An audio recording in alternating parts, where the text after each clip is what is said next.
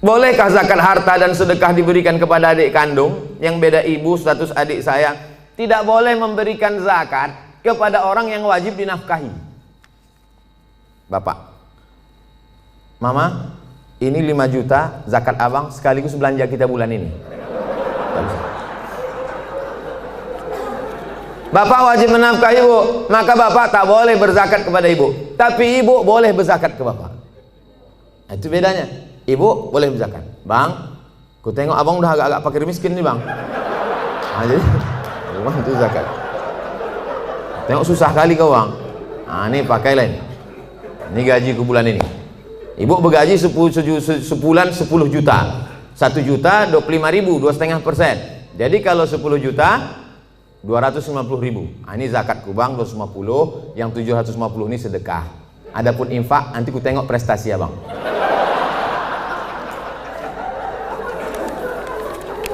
Nah, kaedahnya tak boleh berzakat pada orang yang wajib kita nafkahi.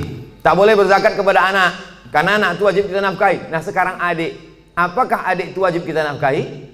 Tidak. Yang wajib dinafkahi itu siapa? Istri, anak, cucu, mertua, orang tua, yang hubungan langsung. Itu yang wajib kita nafkahi. Orang yang tak wajib kita nafkahi boleh kita kasih zakat. Kalau kita bersedekah pada orang jauh, nilainya 1 sedekah. Tapi kalau kita bersedekah pada orang dekat, nilainya 2. 1 sedekah, 1 lagi silaturahim. Tapi banyak orang tak mau sedekah ke keluarga dekat. Kalau sedekah sama orang lain. Kok kenapa tak sedekah sama saudara? Payah saudara nih Pak Ustadz, dikasih sikit-sikit kali kata dia. Bagaimana menghadapi suami yang berselingkuh?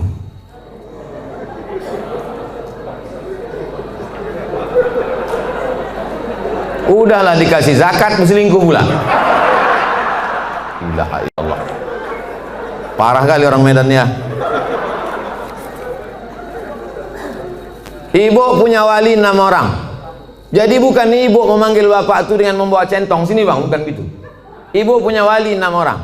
Pertama ayah, yang kedua atuk opung, yang kedua abang ayah, yang ketiga adik ayah, yang keempat abang. Yang pertama ayah, yang kedua datuk opung, yang ketiga abang, yang keempat adik laki-laki, yang kelima abang ayah, yang keenam adik ayah. 6 wali ibu itulah yang menyelesaikan ini. Maka dipanggilnya lah, setan sini kau sebentar. Orang berselingkuh itu mesti gitu manggilnya. Tak pula kita panggil kepada menantu kami silakan datang. Mana lah tengkuk dia. Kalau ada yang polisi, tentara situ, cabutkan pistol, letakkan di atas meja tuh, pang, letakkan, biar tahu dia. Walaupun tak ada pelornya. Ku dengar kau udah selingkuh. Kemarin tertangkap screenshot SMS. Ini dia kan, ini foto perempuan tuh kan. Kau jangan macam-macam. Kau berhenti selingkuh. Kalau kau tak berhenti, nah, jadi kasih dia mop, di mop dia sikit. Nah, habis itu berhenti. Iya pak, aku stop nih. Ada berhenti dia. Tinggal lagi ibu. Mau ibu menerima barang second nih? Kalau ibu, kata ibu, Pak Ustadz, aku ikhlas menerima dia Pak Ustadz. Tak bisa aku berpindah ke lain hati Pak Ustadz. Terimalah dia. Tapi jangan sampai mulut ibu berkata bisa, tapi hati ibu tidak. Itu bahaya. Lain di mulut, lain di hati. Ada lagunya itu. Kalau ibu berkata bisa, katakanlah bisa. Tapi kalau katakan tidak, katakan tidak. Karena banyak perempuan berkata mulutnya bisa, tapi pas begitu jalan bersama terbayang dia selingkuhan siapa sih. Itu menjadi masalah. Hidup ini singkat bu, hidup ini singkat. Jangan sampai gara-gara ini terpengaruh kepada sholat ibu, ibadah ibu, kerja ibu. Oleh sebab itu pikirkan baik-baik. Kalau bisa, bisa. Ambil waktu agak seminggu, 2 minggu, 3 kali Jumat. Aku berpikir dulu. Gimana? Selesai. Apa pendapat pandangan Ustadz terhadap pandemik COVID-19 yang sekarang terjadi dan bagaimana menyikapinya? Itulah yang kuceramahkan sejam tadi.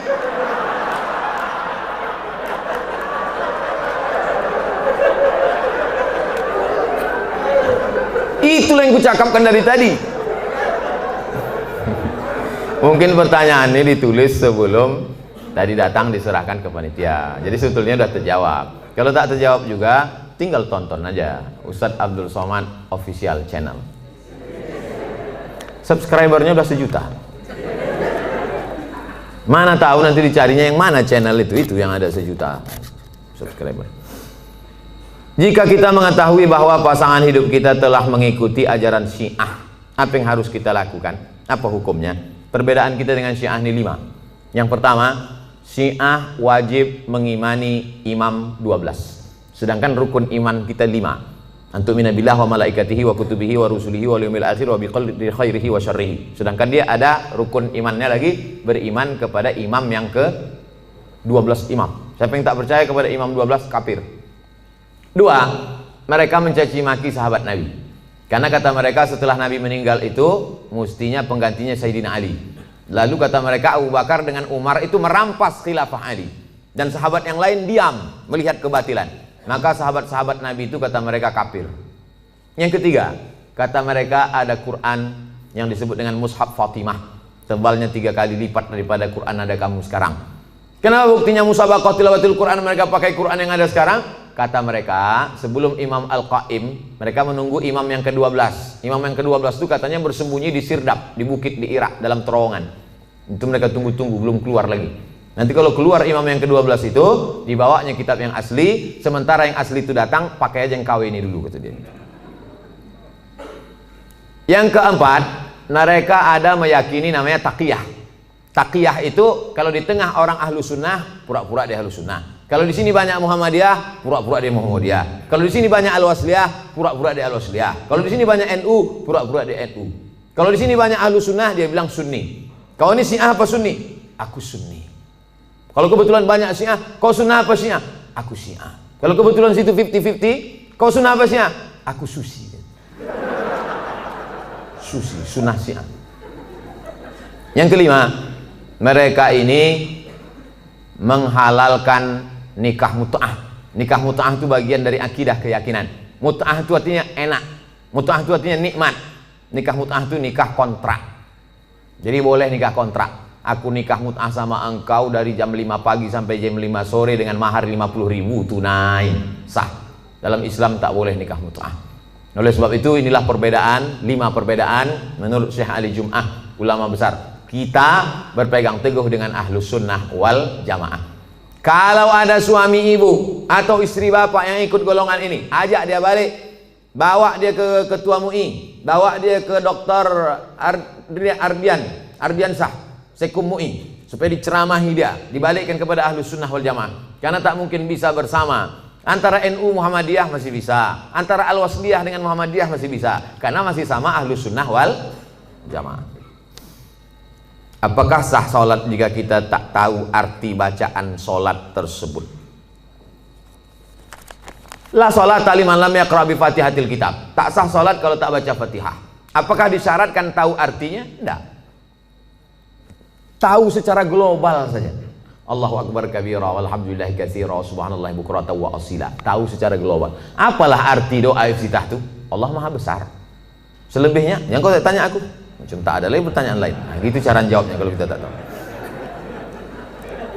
Habis itu Fatihah. Fatihah secara umum tahulah kita. Alhamdulillah rabbil alamin arrahmanir rahim maliki yaumiddin iyyaka na'budu wa iyyaka nasta'in ihdinas siratal mustaqim siratal ladzina an'amta 'alaihim ghairil maghdubi 'alaihim waladdallin.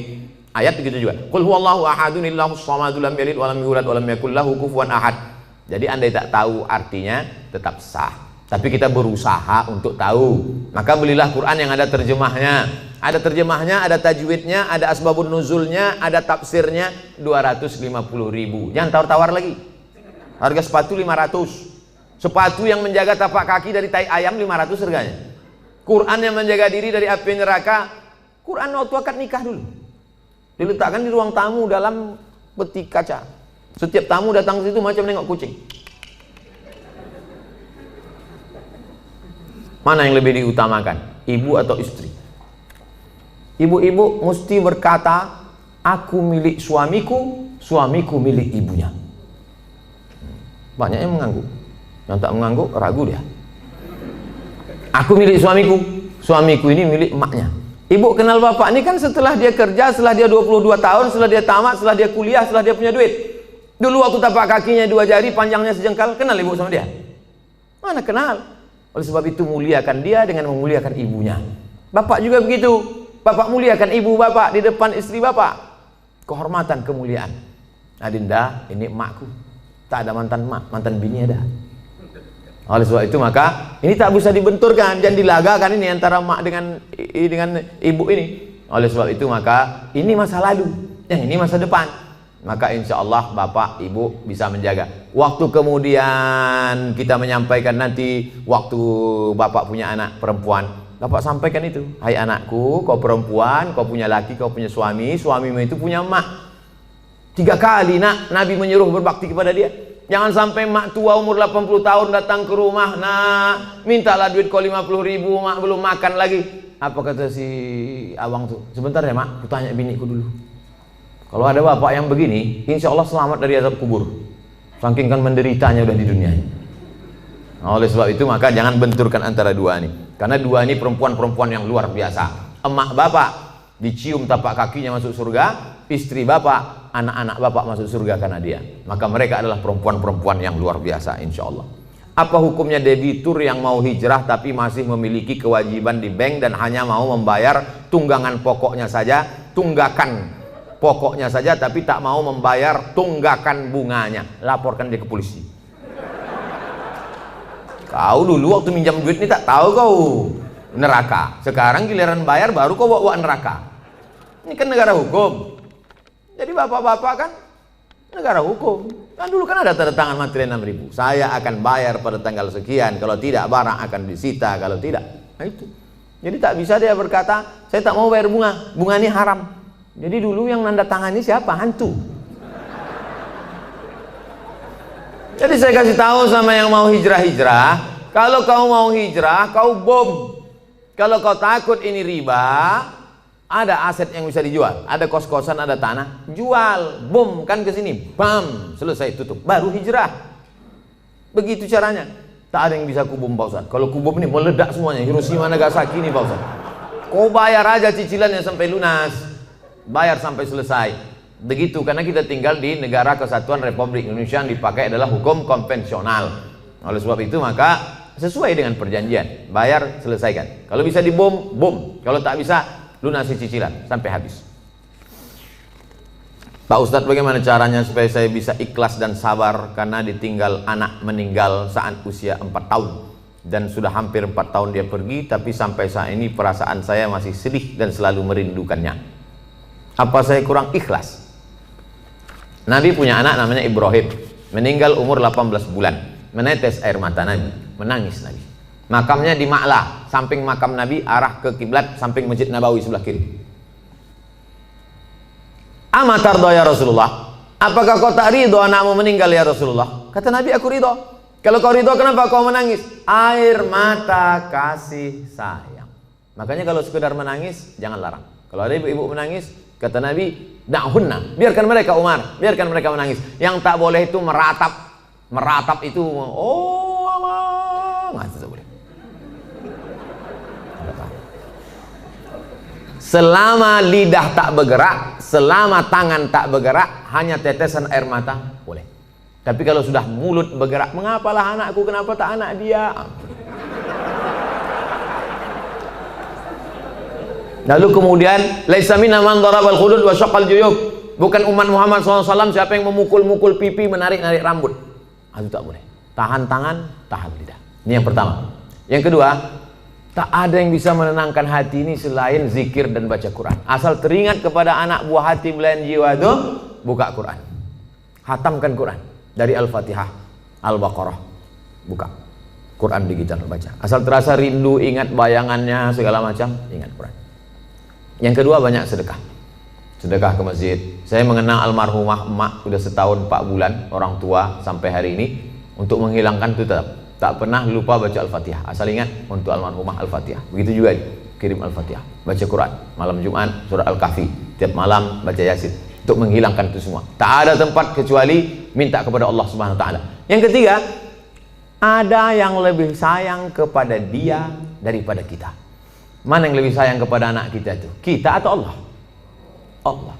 Itu barang pinjaman, diambilnya. Kenapa kita marah? Inna lillahi wa inna ilaihi, itu punya dia. Ketika diambil, kenapa kita marah? Ini mimbar ini bukan punya saya, ini mikrofon ini bukan punya saya. Ketika diambil marah saya, berarti saya gila. Ini bukan punya saya, kecuali ini saya bawa dari rumah.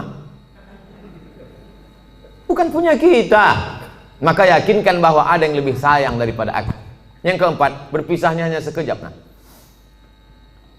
Nanti ketika anak ibu ini disuruh Allah masuk ke dalam surga, apa kata anak itu? Ya Allah, aku hanya mau masuk ke surga dengan yang pernah melahirkan dan membesarkan aku. Disitulah ibu mendapatkan syafaat anak. Syafaat Nabi ada, syafaat malaikat ada, syafaat Quran ada, syafaat penghafal Quran ada, syafaat ulama ada. Ada syafaat anak kecil, ditariknya ujung kain jubah ibu masuk ke dalam surga bersama dia. Anak kecil itu di dalam surga membawa nampan-nampan tempat air minum, menuangkannya lu'lu'il maknun. Mereka itu seperti permata berkilau cahaya terbang ke sana kemari. Dia menjadi pelayan-pelayan surga karena mereka tak ada dosanya sama sekali. Yang kelima, ada yang lebih tinggi daripada amal soleh, zakat, puasa, infak, wakaf, haji mabrur dan jihad. Apa itu yang paling tinggi? Ridha. Orang yang sudah masuk surga itu ditanya Allah, kalian sudah dapat semua kenikmatan surga, apa yang belum? Ada satu ya Allah. Apa itu? Ridhakah? Kata Allah, yang dapat ridhaku cuma satu. Siapa dia? Orang yang ridha menerima ujianku. Ibu ridha menerima ujian ini, sabar ibu, maka ibu adalah orang yang masuk ke surga bersama anak itu. Mudah-mudahan kita semua sabar menerima ujian Allah Subhanahu wa taala. Amin. Ala hadhihi niyyah al-Fatihah. A'udzubillahi minasyaitonir rajim. Bismillahirrahmanirrahim. Alhamdulillahirabbil alamin. Arrahmanirrahim. Maliki yaumiddin. Iyyaka na'budu wa iyyaka nasta'in. Ihdinas siratal mustaqim, siratal ladzina an'amta 'alaihim ghairil maghdubi 'alaihim waladdallin. Amin. La tada'lana dzamban illa ghafartah. Pulang kami dari majelis ini dalam keadaan bersih dari dosa-dosa ya Allah. Wala aiban illa satartah. Tutupi cacat aib kami di hadapan-Mu, di hadapan manusia semua ya Allah. Wala maridan illa syafaitah. Ada yang sakit, maka sembuhkan dari penyakitnya ya Allah. Wala raghiban illa anjabatah. Yang belum punya anak, berikan anak yang soleh dan solihah. Wala mayitan illa rahimtah. Yang sudah meninggal dunia, lapangkan kuburnya, terangkan barzahnya, dan jadikan keluarganya termasuk orang yang sabar. Alladzina idza asabatuhum musibah. Ketika musibah itu datang, lidahnya berkata inna lillahi wa inna ilaihi raji'un. Ulaika alaihim shalawatun min rabbihim wa rahmah wa ulaika humul muhtadun. Mereka yang mendapatkan rahmat kasih sayang Allah, mereka lah orang-orang yang mendapatkan hidayah. Allahumma dafa'na al-wala wal waba wal fasha wal riba wal zina wal munkar. Angkat malapetaka bencana, bil khusus wabah COVID-19 ini dari negeri kami, bil khusus dari Sumatera Utara ini ya Allah. Allahumma wafiqna lima tuhibbuhu wa tardah. Tanamkan taufik dan ridhamu dalam hati kami supaya kami beramal dengan amal yang Kau cintai dan Kau ridhai ya Allah. Allahumma rzuqnal istiqamata ala syariatil gharra wa tariqatil bayda. Berikan kami istiqamah supaya kami mati dalam keadaan husnul khatimah. Allahumma ja'al akhira kalamina inda intihai ajalina. Ketika ajal kami sampai, saat malaikat maut mencabut nyawa kami, jadikan yang terakhir keluar dari mulut kami la ilaha illallah Muhammadur Rasulullah sallallahu alaihi wasallam. Rabbana atina fid dunya hasanah wa fil akhirati hasanah wa qina adzabannar. Wa sallallahu ala sayyidina wa maulana Muhammad wa ala alihi wa sahbihi wasallam walhamdulillahi rabbil alamin. Taqabbalallahu minkum minna wa minkum taqabbal ya karim. Selama lebih kurang 90 menit kita bersama, banyak tutur kata menyinggung perasaan tak berkenan di hati. Saya mohon maaf kepada Bapak Dewan Komisaris, Bapak-bapak Direktur, para karyawan pegawai semuanya. Insya Allah kita semua selalu menjaga iman dan Islam. Mohon maaf, terima kasih. Wassalamualaikum warahmatullahi wabarakatuh.